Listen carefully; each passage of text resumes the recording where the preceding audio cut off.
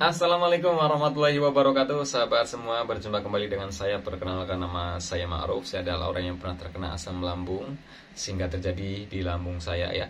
Mohon maaf, ini bajunya ini, lokasinya di sini, orangnya tetap ini, nggak ganti-ganti. Jadi saya bikin video hari ini ada 3 ya. Saya pecah-pecah ya. Saya pecah-pecah ya videonya sesuai judul, sesuai isinya, sesuai judul ya.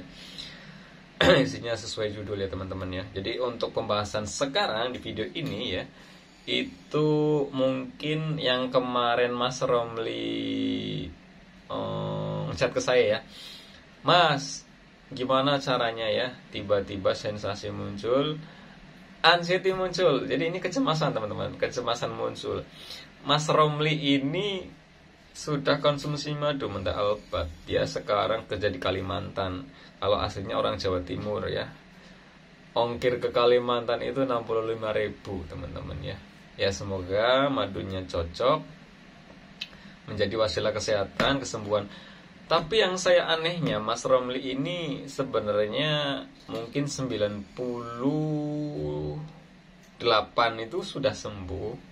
Hanya sisa trauma-trauma yang ada di pikirannya ya. Jadi beliau itu kayak makan aja udah bebas ya. Tapi salahnya tuh gini. Kemarin dia kan makan santan terlalu banyak ya, dari pagi sampai sore, itu hampir tiap hari. Ya kumat gitu kan.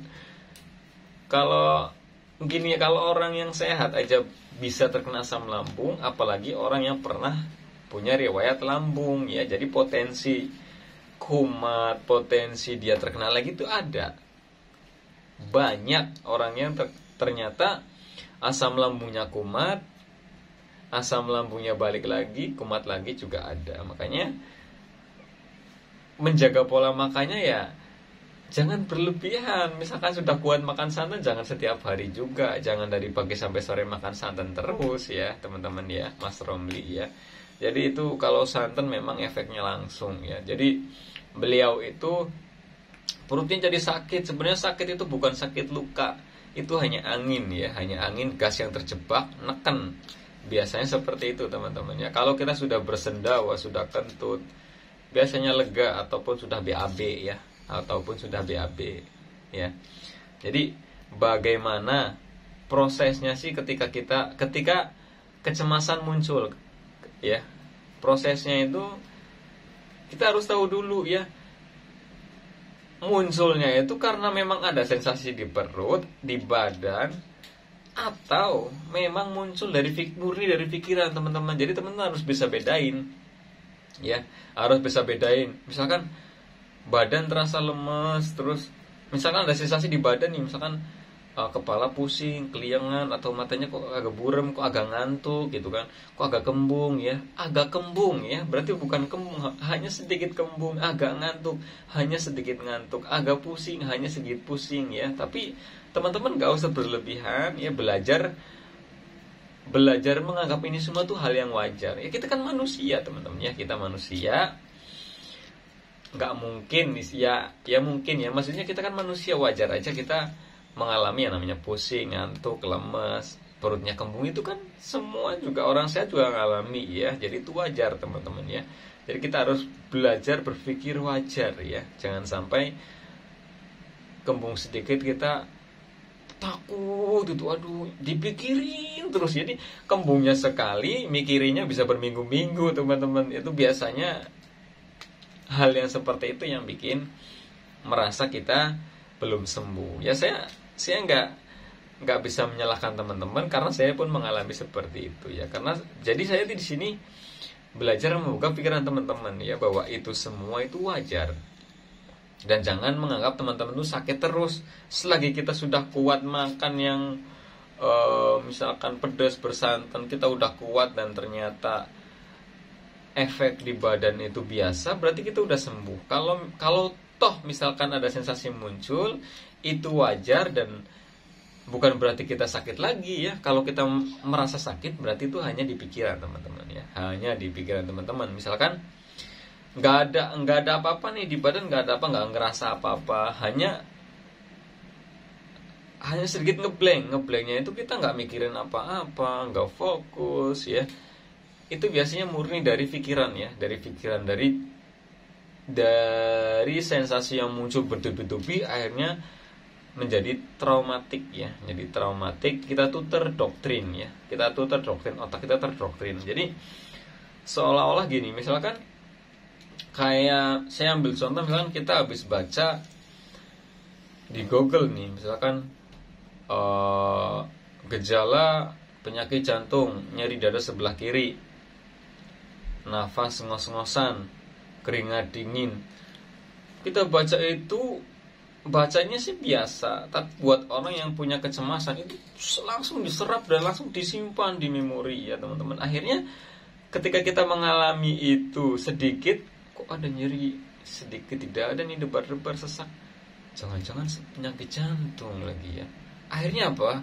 Ya namanya psikosomatis, kita punya psikosomatis ya, punya pemikiran seperti itu, akhirnya terjadi ya. Akhirnya sensasinya terjadi beneran ya, gemeteran, lemes beneran, tadinya nggak lemes akhirnya lemes beneran, karena pikiran yang kita pikirkan ya, karena kecemasan yang kita alami. Jadi teman-teman itu sebenarnya nggak apa-apa, sensasinya muncul nggak apa-apa, karena terlalu berlebihan mikirnya, akhirnya jadilah sensasinya itu muncul beneran teman-temannya.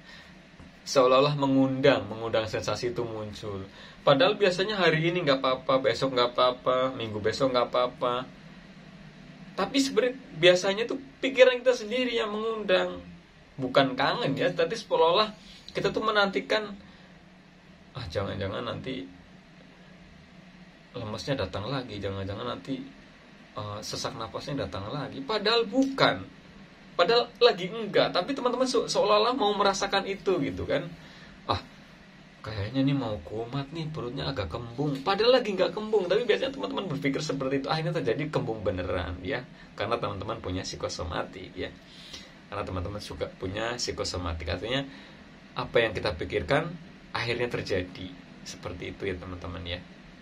Makanya mulai sekarang teman-teman harus berpikir yang wajar bahwa kita udah sehat, saya udah kuat makan ini semua, saya udah, berat badan saya udah naik, walaupun naiknya belum 100% ya, belum 100% seperti waktu kita belum sakit ya, tapi itu menjadi pertanda bahwa pencernaan teman-teman sudah mulai baik ya. Salah satunya itu biasanya BAB teman-teman ya. Jadi BAB itu sudah nggak cair, sudah nggak terlalu padat, sudah biasa ya, Kok sampai ke BAB ya, karena saya juga dulu hampir setiap BAB itu dilihat teman-teman ya, hampir setiap hari. Kenapa? BAB saya itu berbusa, encer setiap hari, kan saya bingung ya, itu kenapa. Kalau untuk masalah BAB cair berbusa itu berarti ada kaitannya ya, asam lambung tinggi di lambung, akhirnya usus kita itu panas ya, panas di usus ya. Jadi makanya ketika kita BAB-nya cair pasti membutuhkan cairan yang banyak. Makanya kalau BAB-nya cair kita pasti lemas ya, kita harus banyak minum, karena memang di usus kita lagi butuh banyak cairan seperti itu ya. Akhirnya si BAB itu nggak padat karena terlalu banyak cairan. Memang butuh cairan, jadi terlalu banyak cairan, akhirnya BAB kita cair seperti itu ya teman-teman. Tapi penyebabnya di situ lagi ada panas dalam. Kalau panas dalam akhirnya suasananya panas di usus itu, biasanya bisa diredakan dengan madu atau perbanyak minum jus ya, jus. Nah kalau saya yang sering itu, saya masih ingat garam Himalaya sama pucuk daun jambu biji, itu saya konsumsi sehari 2 kali selama seminggu, baru mulai padat, mulai normal. Yang tadinya saya hampir setiap hari BAB-nya cair dan berbusa ya. Mungkin ada sebagian teman-teman yang alami. Misalkan ada yang mengalami dan sudah sembuh, silahkan di-share di kolom komentar pengobatannya seperti apa, caranya seperti apa ya. Kalau saya tuh dulu pakainya daun jambu biji, tapi saya perbanyak minum jus, juga konsumsi madu sama kunyit ya. Itu ya. Jadi semuanya nggak pakai obat kimia ya, kita main di herbal aja ya. Yang penting kita punya keyakinan bahwa insya Allah dengan herbal pun kita bisa sembuh dari asam lambung, GERD, anxiety, dan psikosomatis ya teman-teman ya. Mungkin itu saja videonya. Semoga bermanfaat buat teman-teman. Semoga menjadi wasilah jalan kesehatan buat teman-teman. Saya akhiri. Wassalamualaikum warahmatullahi wabarakatuh. Terima kasih.